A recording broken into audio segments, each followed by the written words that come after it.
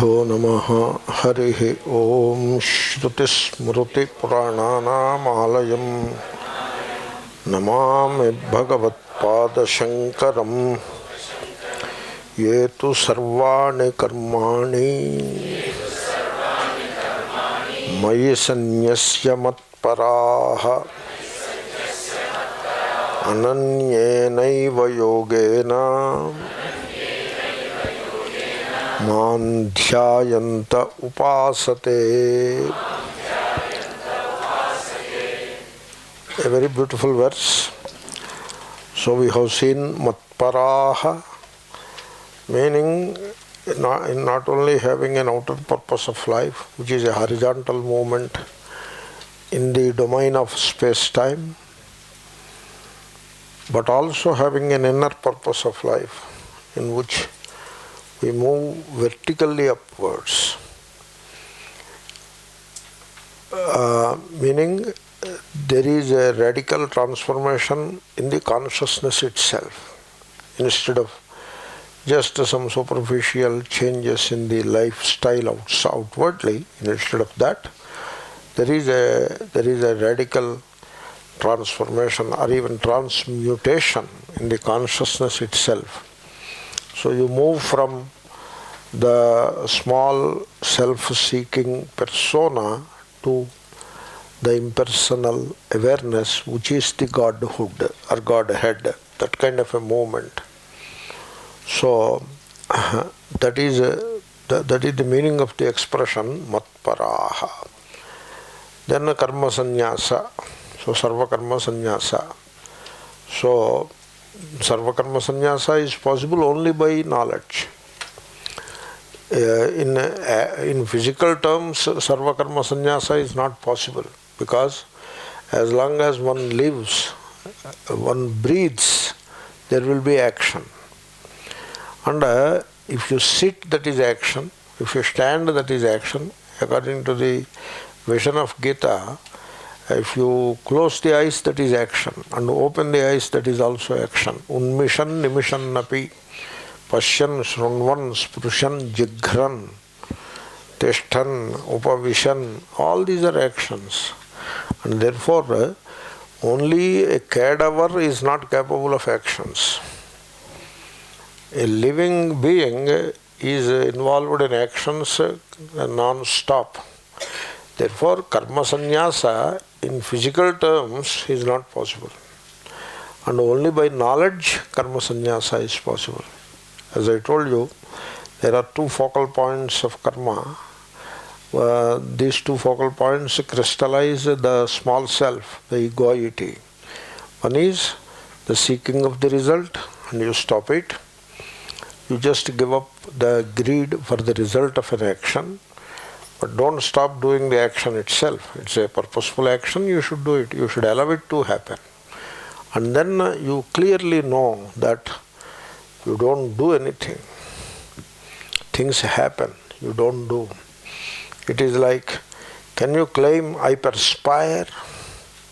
You cannot. Perspiration happens. Similarly, you cannot claim I hear. Hearing happens. You cannot say I see. Seeing happens. You cannot say I think. You cannot say that, because you don't know what is the next moment's thought. You know the thought only after it happens. And all speech and all action originates from thought. And thought has its own dynamics. And therefore things happen and you witness those things. Only precaution should be no self-identification. So the faculty of thinking, namely the mind is there, it thinks, and a thought happens, and now you identify with the thought. It is called self-identification, and say I think. And so you identify with the body and say I am this, I am that. So this self-identification makes you an actor. Otherwise you are not an actor. You are the one who knows, and so who witnesses.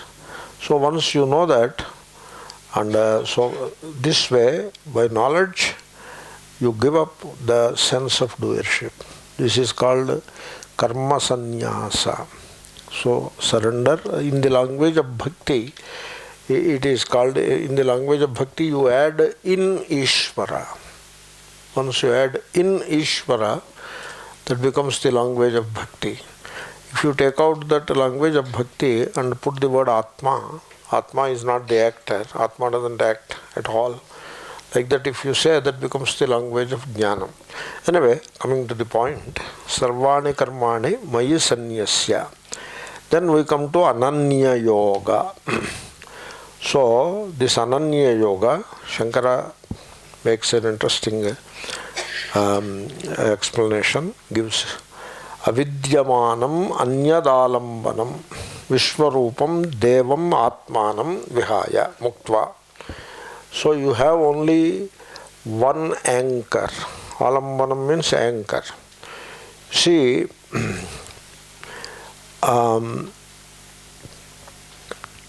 we depend upon, that is what an anchor is. We depend upon a particular thing. So that we call an anchor. Now you should not depend upon the outer things. To the extent you depend upon the outer things, to that extent you are bound. That is called the bondage of samsara. And there is no dependence. The dependence that we are talking about is psychological in nature, not the physical dependence. And there is no freedom when you psychologically depend upon the outer things. So, you see, what is freedom? Freedom is not a matter of doing whatever suits you, you do. That is not the freedom that I am talking about. Like I get up and shout because I am free. That is not how. Like Indian democracy, people are free to talk anything they like.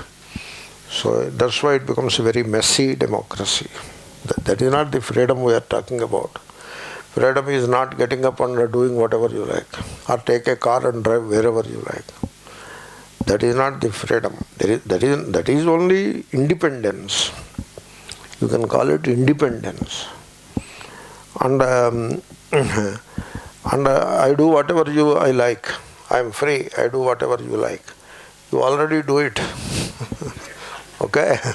So, but that is not the freedom I am talking about. That is merely independence. Many people in the world are independent. There is no doubt about it. But very few are free. Very few are free. So, freedom is a state of mind in which there is no fear or compulsion. There is no fear or compulsion. There is no urge to be secure. Suppose you look within, you experience the urge to be secure, then you are not free. Now you have to depend upon something or the other psychologically. When you are utterly free from fear and you do not have this inner urge to be secure, means you are not insecure. Then you are free. That is the freedom we are talking about. You do not experience any insecurity whatsoever. You are not afraid of life, you are not afraid of death. And you do not feel the insecurity which most of the people experience in them. That insecurity you don't have. That is called freedom. That is the moksha. So, you see, for example, you want to become rich, then you are not free. You are not free. The moment you want to become something, means the urge to become, the compulsion to become something is there. You are not free person anymore. You are psychologically bound. You want to be famous, you are not free. So you are no longer free when you want to be famous. Therefore, when you see the absurdity of all this, means the absurdity of securing, absurdity of seeking security. So you seek security in the outside, and you should be able to see the absurdity of that security, that seeking of security. And you do not depend upon the outside for inner happiness. Then you are free. You see, freedom is about happiness and security. When you seek happiness from the outer, whether they are physical things or people, you seek happiness from the people. So, I will be happy if I get married. That means you are not free. You are not free. Now you get married and start seeking happiness from the spouse. So there is no freedom for you, and hence you cannot give freedom to the other person also. You are bound, and in association with you, the other person is also bound. And this bondage, it works in a particular way, and it works for some time also, and then it starts cracking up. Therefore, so when you see the absurdity of all these things, namely urge to be secure by depending upon the outer, urge to be happy by depending upon the outer, that is the bondage. And you see that.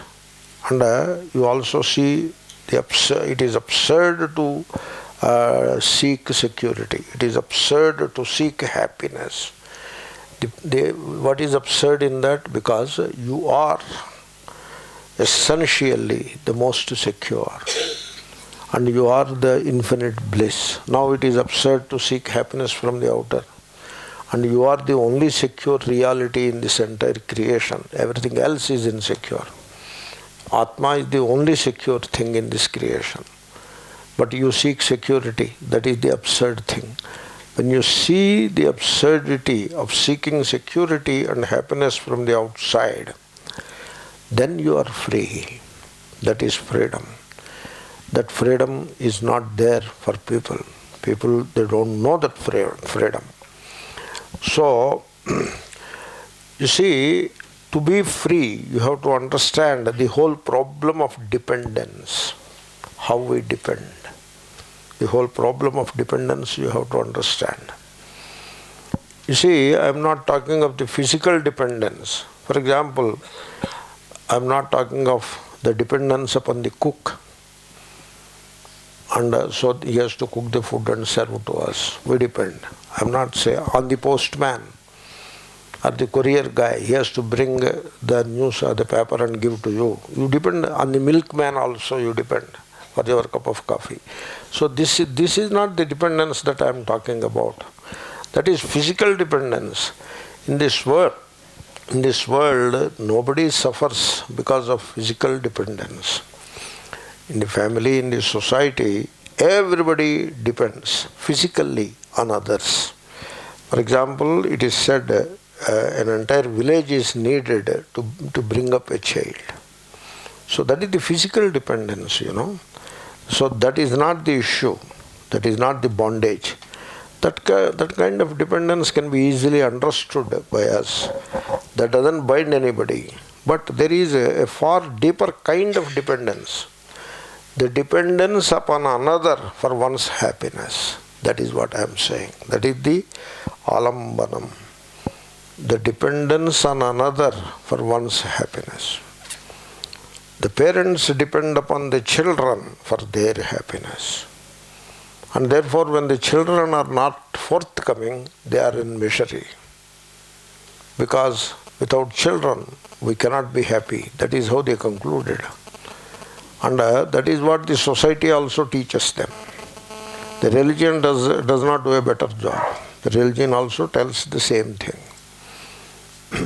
So, religion puts fear also. Putraha, punnamnaha narakat trayate iti putraha. The one who safeguards from a hell which has got the name Pum. Pum is the name of the hell, like Bum. Pum, that is the name of the hell. And if you don't have children, that too male child only, in the religion, there is no mention of female child. How can you have, suppose only male children, all children, only male, then there cannot be male child also. Right? So that is how the religion proceeds. There is no mention of male, female. Therefore you have to include that. So anyway, so the sun should be there. And when the sun is there, you have now crossed one hell called Pum. It won't pull you down. But there is no sun, maybe daughters but no sun. Then you are condemned to the hell called Pum. So you see how painful it is. It puts a sense of fear. And also they say you will be stuck in the way to heaven. This is how the religion puts the fear into people's mind. And therefore they want children. For this reason they want. Very selfish reason. Very selfish. I should not fall into hell, therefore I want children. My path to heaven should be without any hindrance, therefore I should need children. This is the psychology. The religious mind it thinks like this. So badly depending upon the children, psychologically depending upon the children, and then depend upon the children for happiness. No surprise, people live in unhappiness all their life. So this is the psychological dependence. So when you psychologically depend on another person, always for two things. One is happiness, the other is security. You see, in Indian families, the conventional families, certainly from South India, I don't know much about North India, how it works. So you know what they say, if a young man already in 20s, they push him to get married. They start around 18, they start, 18, he should get married like that. And then he delays it to 24, 25. Then they start putting a tremendous pressure upon him to get married. And suppose he declares that I want to get married in this life. Suppose some people say that, no, I will not marry. Suppose he say, I will not marry. Suppose he says, then the parents were extremely troubled. And they run to the astrologer to find out what are the planets that are preventing this marriage, and what are the planets that are messing up his mind. The planets, not only they prevent marriage in the outside, but also mess up the mind in the inside. They do both jobs, outer as well as inner. And astrologers seem to know all that. They seem to know all that, They are not surprised by anything. You ask any question, they have an answer for it. They seem to be omniscient. Amazing, the monstrosity of ignorance. So when you psychologically depend upon another for security and happiness, you become a slave.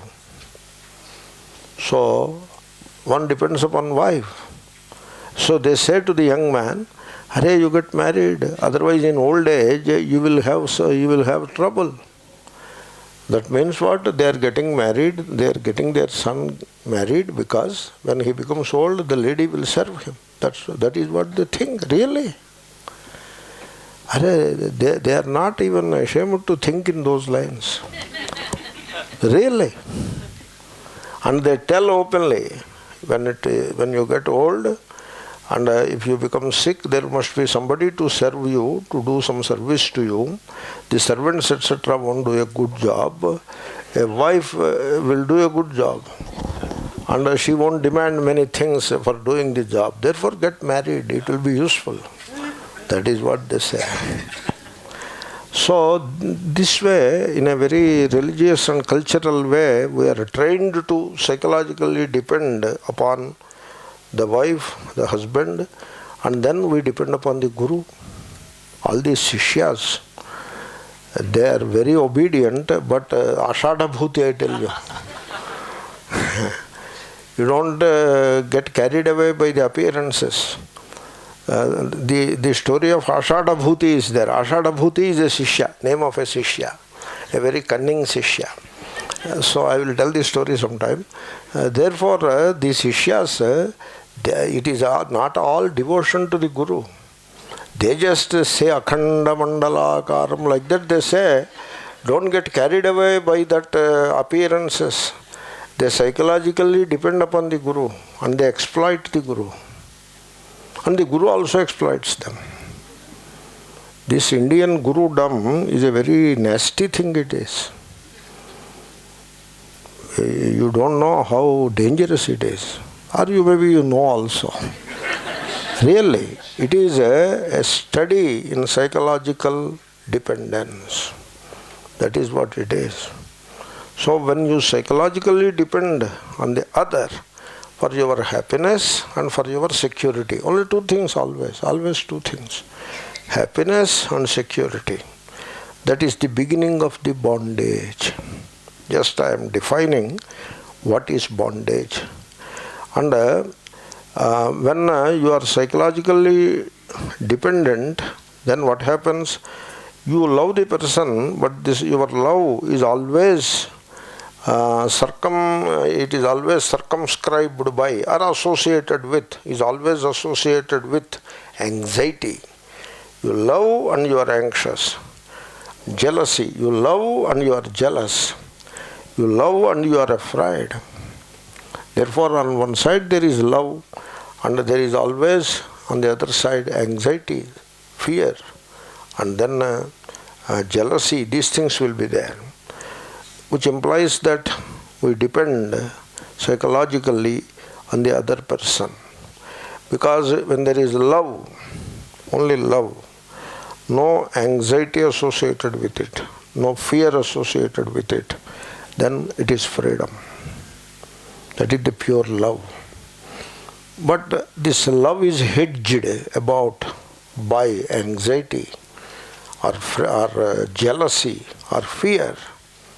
Then that is psychological dependence. And then when you love, you want to be loved also. That is psychological dependence. This is how people are psychologically dependent. For example, you just love and leave it there. You just love and leave it there. That is freedom. When you ask nothing in return, that is freedom. The moment you ask something in return, already you are psychologically dependent. So here we are talking of no such dependence on the worldly things, on the objects of the world, and also on the other person, because you have found that anchor within you. The anchor is Ishvara. That is the anchor within you. You found it already. And so you don't need another anchor. The psychological dependence on the out. I am always putting the word psychological because there is always the physical dependence, which is not an issue at all. I highlight that point a few times because you should not confuse the physical dependence with the psychological dependence. For example, from here you have to go to Delhi. You physically depend upon a number of people and a variety of infrastructural elements, like railways must be in place, the bus service must be in place, and somebody must drive the bus whole night awake. You will be sleeping, but somebody has to keep awake, alert and awake, and drive the bus.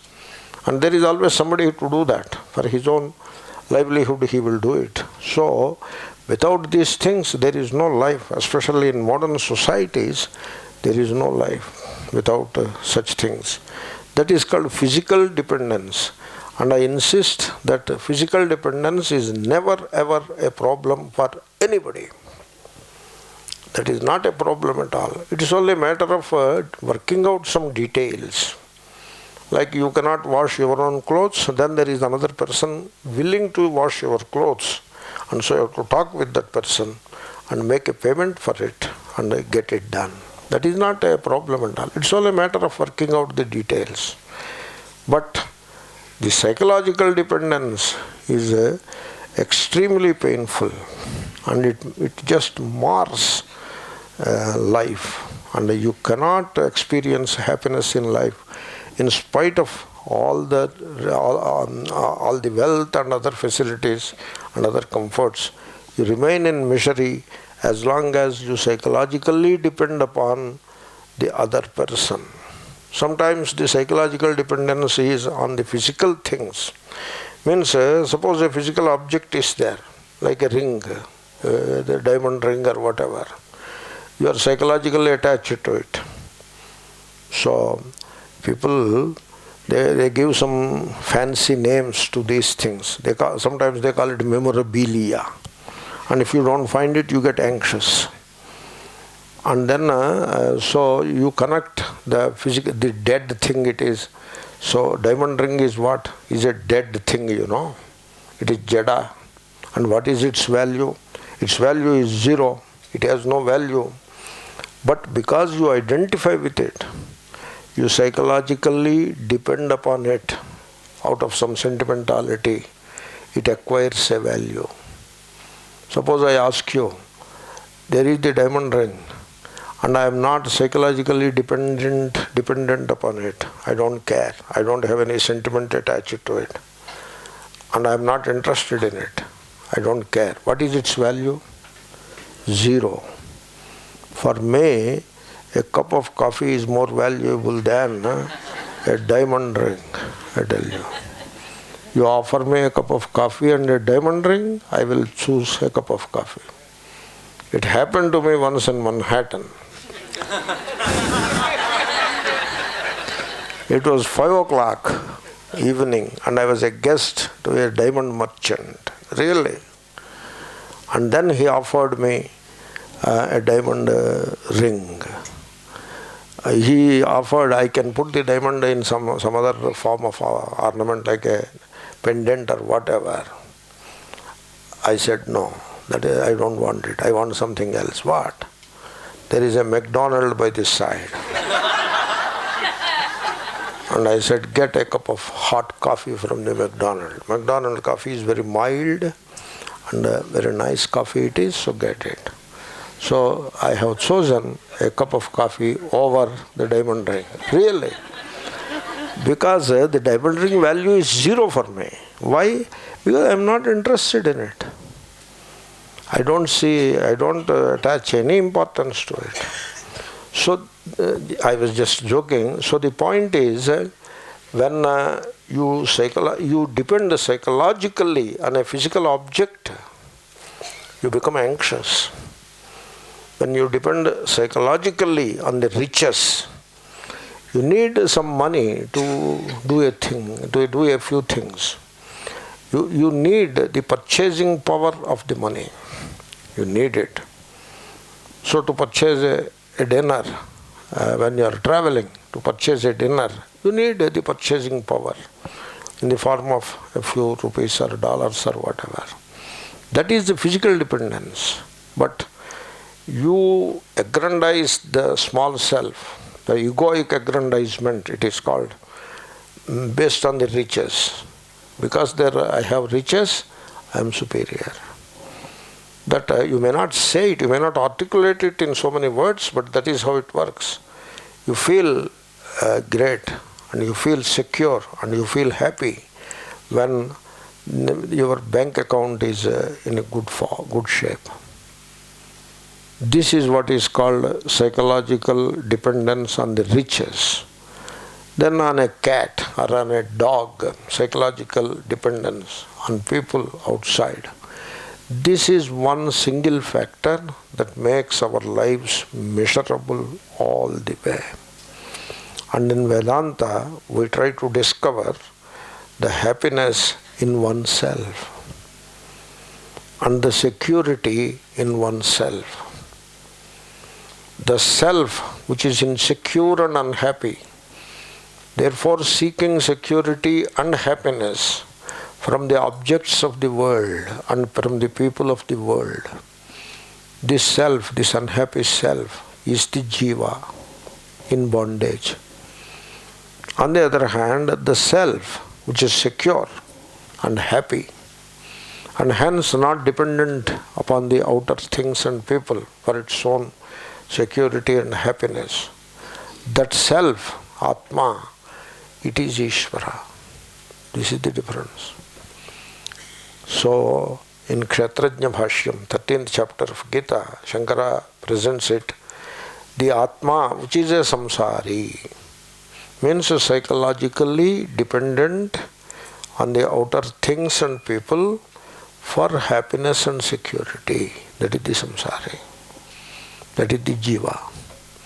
The Atma, the same Atma, free from this kind of a psychological dependence on the outer things and people for security and happiness, that Atma, which is not dependent.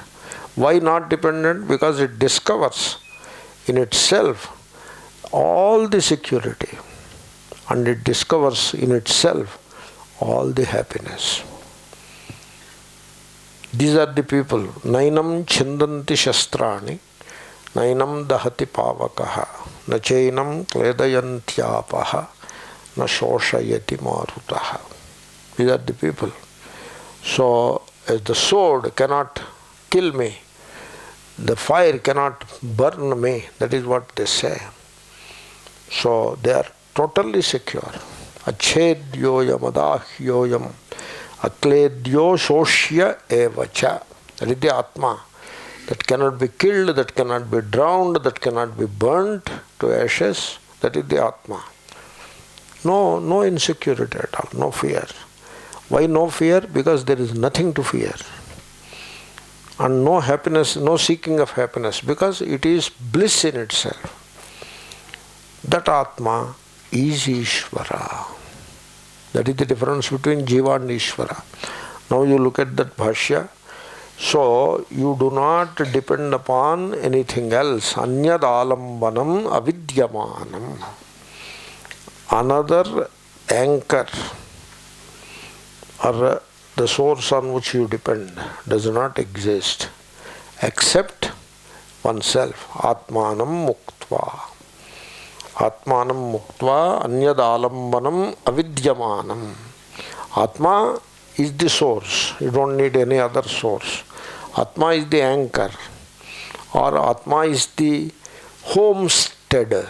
Alambanam, homestead. Or even it is called sometimes bedstead. You get what I mean? So the bedstead. So that is the Atma for me. And I don't need myself. I don't need any other anchor. And what is this Atma? Devam. It is a awareful being. Deva means Diva, Kantam. It shines. It is the awareness, the Chit, Chaitanya Atma. And it is the Paramatma, Vishwarupam. There is no other Paramatma. This Atma is the Paramatma. But he says the Vishwarupa because that is the context. Meaning the Atma, which is the inner light, Devam, the inner light of awareness, it is the same Atma which shines in the form of all these living beings of this universe. That is the Vishwarupa. Therefore, the Vishwarupa, which is the awareful being, which is myself, and that is the source within me from which I derive all happiness and all security. And I don't need any other source from which I need to take happiness or security. You see, I'll tell you the secret of happiness. As long as you seek happiness from the outer, seek means from the outer, from other than yourself. That is the seeking. So as long as you seek happiness from the outer may be a physical thing or it may be a living thing, like a cat or a dog or a human being in relation and all that. So long you remain unhappy. It sounds a bit odd, but that is the fact. Somebody caught my collar and asked, how can you say unhappy? Suppose I seek happiness, my fiancé.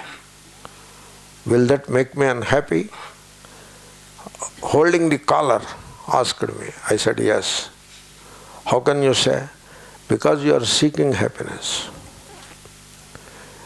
The fact of seeking happiness proves that you are unhappy. Right?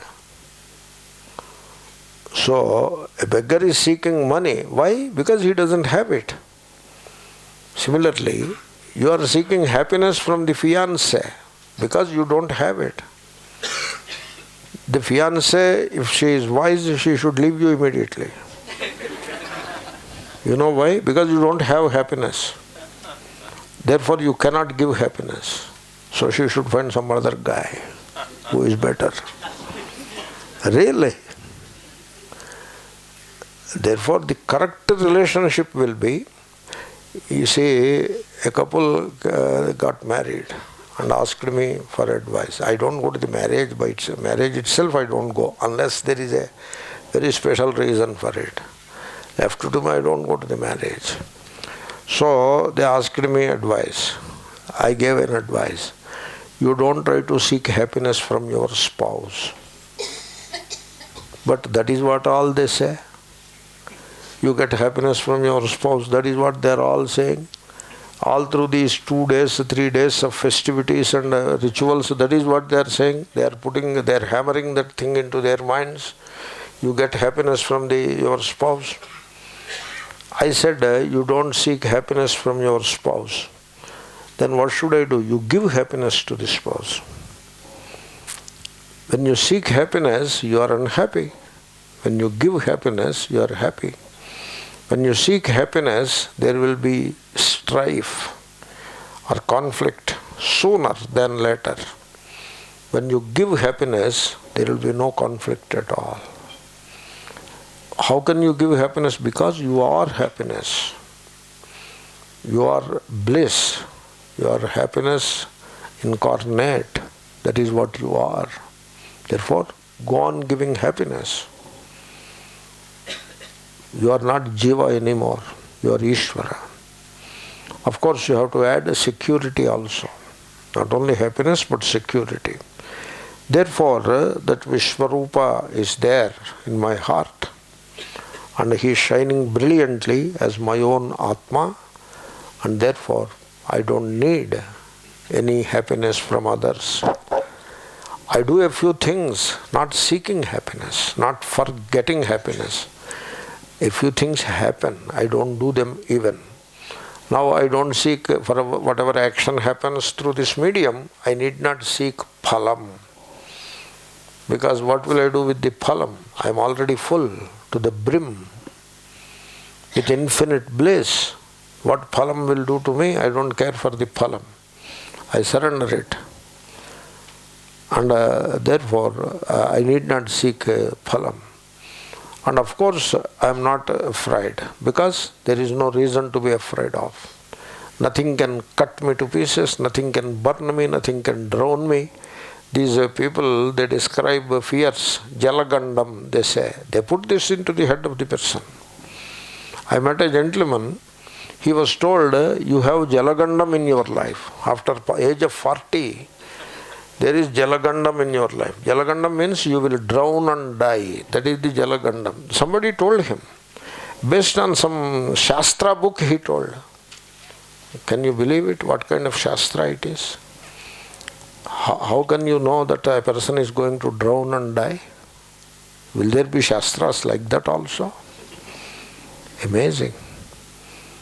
So this man, he lived 80 years. 40 years in fear that he is going to drown. But finally he died in a bus accident.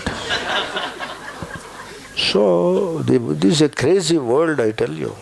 Crazy world. Instead of knowing that I am not going to die, so people are afraid. They have fear. You know why they have? That's why, in fact, if you take the rituals, 99% of the rituals are aimed at assuaging fears and fulfilling desires. 99% rituals are like that. Only 1% Nitya Karma. And they have names for that. The rituals to fulfill desires are called Paushtika Karmas. The rituals that are meant to assuage the fears, all kinds of fears, are called Shanti Karma. These are the two kinds of karmas. And if I don't have any fear, then I don't need Shanti Karma. If I don't have any desire, I don't need any Paushtika Karma. Nitya Karmas will remain, which are very simple karmas. You can allow them to happen. You need not drop them. You can allow them to happen. So this is how the fear and the desire and fear, they rule the roost in people's lives. And people are slaves to their desires and fears. And here is an opportunity to become free. When you discover that Atma, the inner light, which is the repository of infinite bliss and which is totally secure, you discover that. And so you put your anchor there. You park yourself in that. That is the language. You park yourself in that Atma. You are safe. Ananyena iva yogena mam dhyayanta upasate. See, you have to understand the freedom and love, they go together. Because I am talking of psychological freedom, therefore I am connecting it with the love that we are discussing all these days. So, if I love you because you love me, that is merely a trade. And the relations of that kind are very superficial. And they continue because of some extraneous reasons, like mutual coexistence, etc. There is no depth in that relation. To love is not to ask anything in return. Not only that, to love is not even to feel that I am giving something. That feeling that I am giving something, if it is there, then your love is adult or is contaminated to that extent. Even that feeling that you are giving something is absent. Because you don't give anything, people get what they deserve. And you are the infinite happiness. Suppose it so happens that you give some happiness, happiness being infinite, infinite minus 10 is infinite, infinite minus 1000 is also infinite. So by giving some happiness, the infinity of your happiness is not going to reduce. And therefore, you don't even feel like giving happiness, feel like you are giving something to the other person. That is the true love. And it is only such love that can know freedom. So, it is only for those people who understand and break away from this psychological dependence on the outer, and therefore who know what love is, that only those people can know what freedom is. So that's why you have to discover the source of your happiness within you. How? You stop psychologically depending upon the outer for your happiness. Stop. Stop seeking happiness from anything. Learn to give happiness. Stop seeking happiness. Then you will not know what is to be unhappy. You discover your inner happiness. Same thing goes with the security also. So these people who live like this, so they will be free from the bondage of the samsara. That is what the next verse says. We will say the next verse. Tesham aham samuddharta mrityu samsara sagarat bhavami nachirat partha maya veshita chetasam. So here avatarika is very, very significant. So tesham kim, that is the avatarika. So what happens to those people? Who are those people? They do their duties without seeking the result thereof, and they discovered the inner purpose of life, which is to discover one's oneness with Ishvara. That is the inner purpose of life. Matparaha, and who have discovered the source of happiness and security within themselves, and therefore who are not psychologically dependent upon the world outside. The physical things are the relations, and who contemplate upon that Atma, which is Ishvara. Mam dhyayanta upasate. So these are who abide in the self all the time. And that is how they worship Ishvara. They worship Ishvara as their own self. That is the real worship. There is no other worship. So, other worships are all, could be the stepping stones in one way to this truth. So these people, they seem to be a very unique people. What happens to them? Tesham kim? What happens to them? So tesham aham samuddharta. I will uplift them. Means you look within and find the source of happiness and security within, that Atma, the infinite awareness, which alone is appearing in the multiple forms of this creation. That is the Atma. And you abide in that. Then that Atma will uplift you. The language you have to understand. It is the same Atma. The one which uplifts is Atma. The one which is uplifted is also Atma. From the Ajnana standpoint, you create a small difference. From the Ajnana standpoint, the uplifting Atma is Ishvara and the uplifted Atma is Jiva. Okay?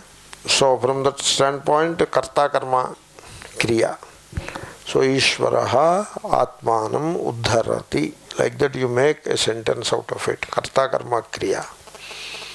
But really speaking, the uplifting Atma and the uplifted Atma, or the Atma that is being uplifted, it is the same Atma. It is something like self-confidence. There is a thing called self-confidence. If you do not believe in yourself, you will never be happy in life. You will suffer to no end. And suppose you cannot believe in yourself. So there, who is believing in whom? You believe in yourself. You understand yourself. Thereby you support yourself. You uplift yourself. That is how it works, you know. That is the self-confidence. Similarly, here, you abide in the Ishvara, which is none other than your own self. That is how it works. Okay? That's why Swami Vivekananda said, those who do not have confidence in themselves cannot have devotion to God. Really, when you cannot believe in yourself, when you cannot trust yourself, your ability, how can you trust God? You cannot trust God. No.